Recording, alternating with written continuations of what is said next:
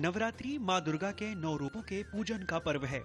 भारत के विभिन्न प्रांतों में नवरात्रि बड़े धूमधाम से मनाया जाता है और भारत के अलग अलग प्रांतों में दुर्गा पूजन भिन्न भिन्न तरीके से देखने को मिलता है।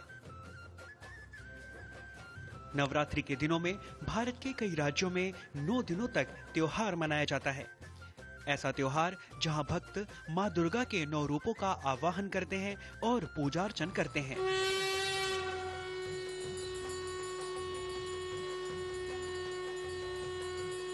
भारतीय पंचांग के अनुसार वैसे तो पूरे वर्ष में कुल 4 नवरात्रि मनाई जाती हैं। इनमें 2 गुप्त नवरात्रि, एक चैत्र नवरात्रि और एक शारदीय नवरात्रि कहलाती है। चैत्र और आश्विन माह में पड़ने वाली नवरात्रि प्रमुख होते हैं। शारदीय नवरात्रि की शुरुआत आश्विन माह के प्रतिपदा तिथि से शुरू होकर नवमी तिथि तक होती है।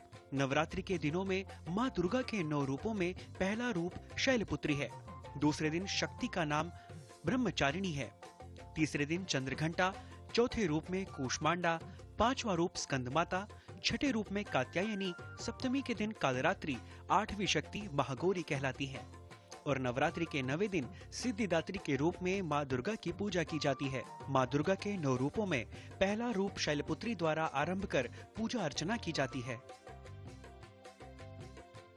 माँ शैलपुत्री सौभाग्य की देवी हैं। उनकी पूजा से सभी सुख प्राप्त होते हैं। शैलपुत्री हिमालय की पुत्री हैं। इसी वजह से माँ के इस स्वरूप को शैलपुत्री कहा जाता है। इनकी आराधना से हम सभी मनोवांछित फल प्राप्त कर सकते हैं। वेदों और पुराणों में भी आदि शक्ति की पूजा के अनेक वर्णन मिलते हैं। शक्ति रूपिणी देवी के लिए भविष्य पुराण में कहा गया है, आश्विने मासी शुक्ले तो कर्तव्यम नवरात्रकम प्रतिपदादि क्रमेणैव यावच्च नवमी भवे। अर्थात अश्विन महीने के शुक्ल पक्ष में प्रतिपदा तिथि से आरंभ कर नवमी तिथि तक नवरात्र करना चाहिए।